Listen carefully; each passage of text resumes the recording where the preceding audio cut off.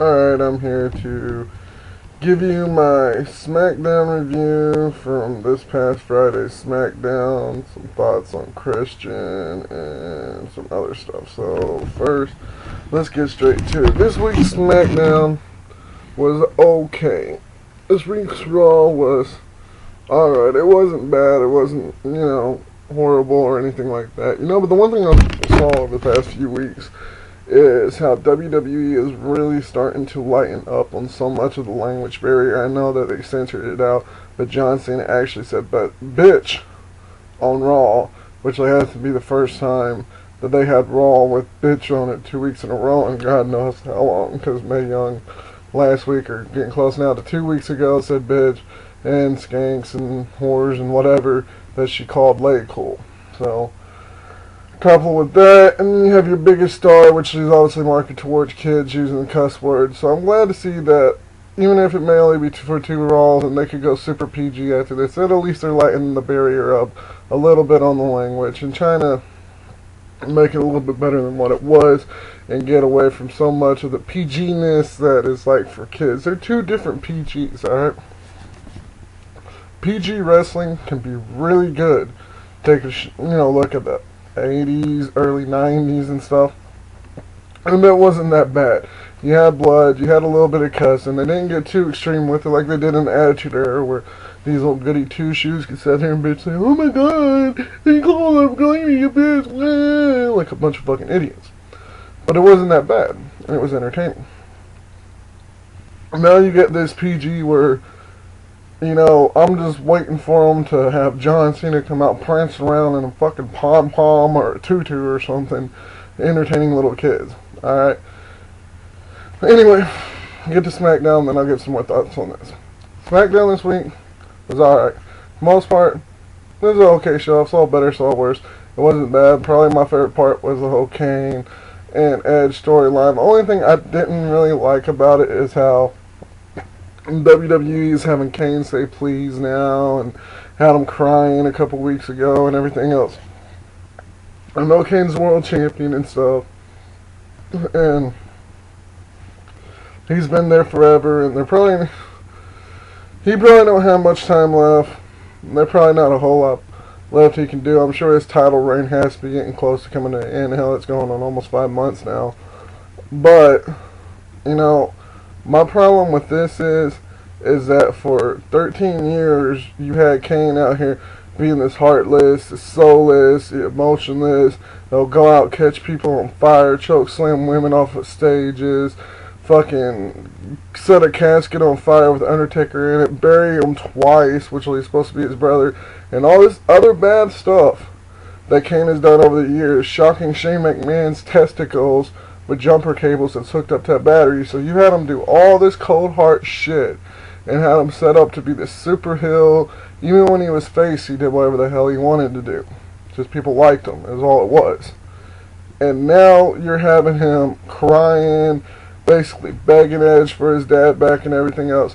You're really killing the Kane character. So I would not be surprised to see if Kane quits doing promos after he loses the World Heavyweight Championship, goes back to the match, or just is done with WWE.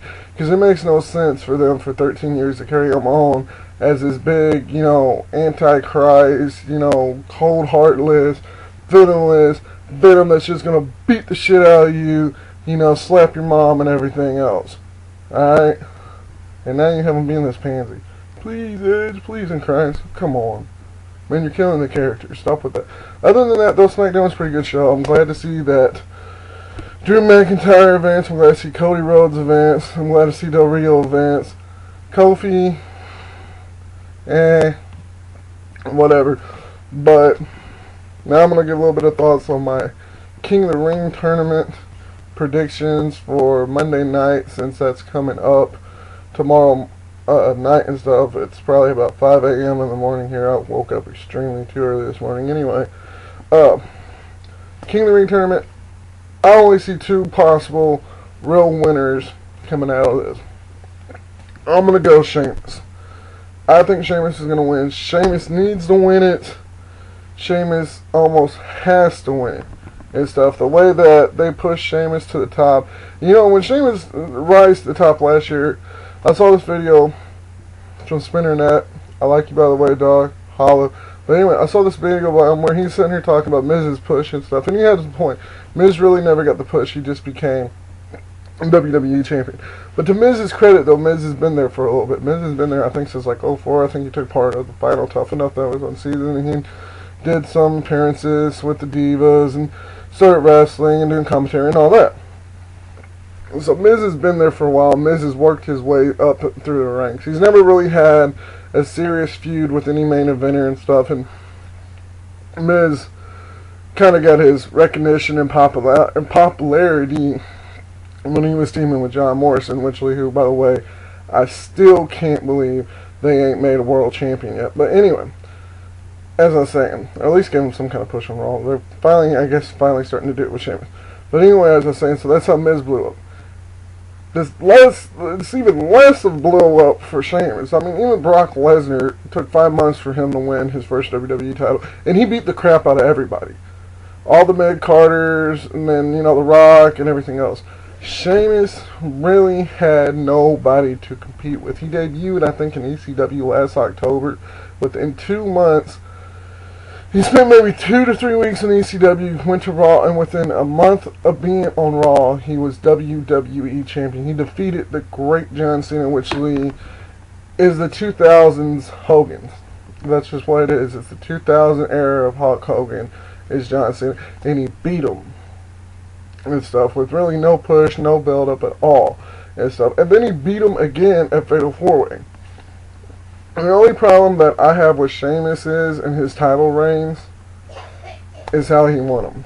Okay, he won his first one in a tables match, which, you know, in reality, I know WWE screwed, but in reality, you know, I could get in the ring with John Cena, push him off the top of the rope, become WWE champion. Second, he won with help from Nexus, and then he took off running. I don't like that. If you're going to make someone champion, have them win it at least somewhat honorable way. At least, I mean, give Miz at least a little bit of credit.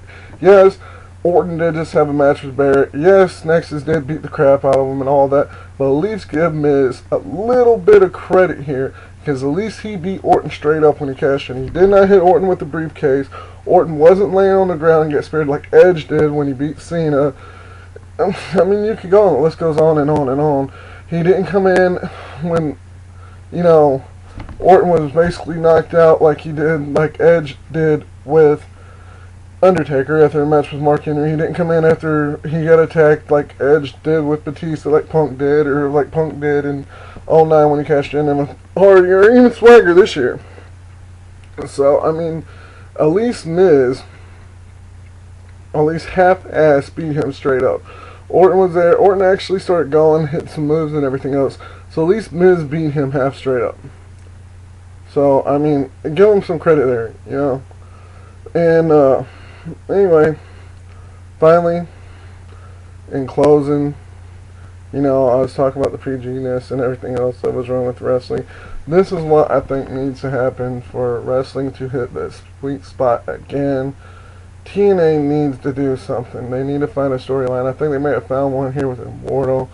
You know, it's controversial and stuff because the champion Hardy has this legal trouble. No one really knows what's going to happen. I said it in a previous video that I uploaded that he's probably just going to get a slap on the wrist, and that's probably it. And that's just being real with it. But I guess technically anything can happen. But they seem to find an alright storyline with Immortal. It's reminding me more of WCW day in and day out, the way they're running it. And, you know, I miss it. So, hopefully, I'm hoping for them to get better.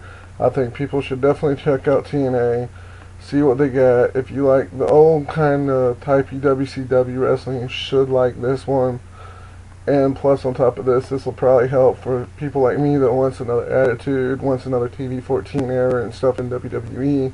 This will probably help you get that, because if the rating starts to swing a little bit TNA's way, a little bit, bitch may raise or may hire their TV ratings and stuff. You already starting to see Bastard and Bitch come back on TV. And I don't know if that's Vince's plan or if TNA's doing really good or extremely good in ratings or what it is, but they're already starting to see it. So I think if more people would swing towards TNA, kind of get off this grip that WWE has on the pro wrestling world that they've had for quite a while now since WCW and ECW went out of business, I think you'd be able to see a better day, which it would help out with not only TNA for the TNA fans, but which I'm one too, but also help out for the WWE followers also. So it would bring in more mid-card talent. They probably expand the brands and stuff, break the championship down, and then you see better feuds and better rivalries. Until next time, till Monday and whenever they decide to give you all fucktards, my next report, holla.